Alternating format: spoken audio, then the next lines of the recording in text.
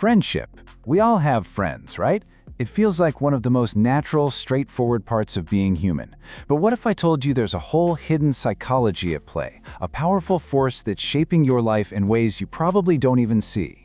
We're going to dive into that using some incredible insights from Hal Ebbott's work, Among Friends. We all tend to start with this idea, don't we? Friendship is supposed to be our refuge. It's that one place built on trust, on loyalty, on just getting each other. It's where you can let your guard down and be your truest self, with people who you know have your back. Okay, but here's the tough question we're going to tackle today.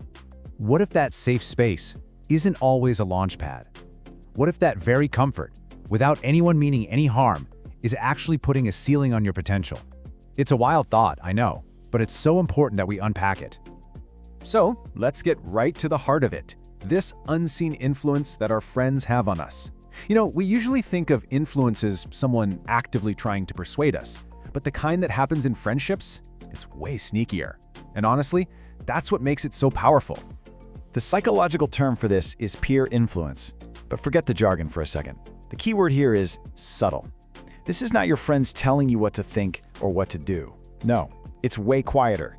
It's slowly, almost invisibly, picking up their ways of talking, their attitudes, their habits, and after a while, it just feels like you. So how does this actually play out? Well, this subtle force shapes our day-to-day behavior, it molds what we believe is important, and it can even define who we think we are. But here's the kicker. It reinforces our comfort zones.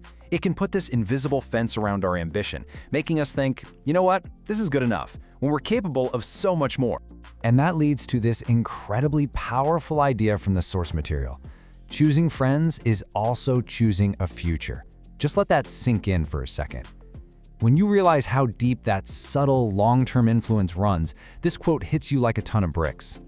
The people you hang out with are literally sketching a blueprint for who you're becoming. All right, so if we can sometimes get a gut feeling that a friendship isn't pushing us forward, why is it so ridiculously hard to make a change? This brings us to what Ebbott calls the loyalty trap. It's all about the deep-down reasons we stay stuck, even when a part of us knows it's time to move on. It pretty much boils down to three huge psychological hooks. First, you've got simple habit. It's just what you do. Then there's shared history. You've been through so much together. Leaving feels like you're erasing a part of your own story. And then there's the big one, maybe the biggest of them all, the deep, nagging fear of being alone. This is where we have to get really honest and ask what kind of loyalty we're dealing with. See, healthy loyalty is all about growth. It champions you, it's honest with you, it wants you to evolve. But loyalty that's rooted in fear, that's totally different. It demands you stay the same because your change feels threatening. It's not about what's best for you, it's about not being left behind. So what's the way forward? Look, it's not about blowing up your social life. It's about shifting your entire perspective. It's about aiming for a new kind of friendship, one where you actively, consciously choose growth even when staying comfortable feels a whole lot easier. And let me be really clear about this. This whole conversation isn't some kind of attack on the idea of friendship. Not at all.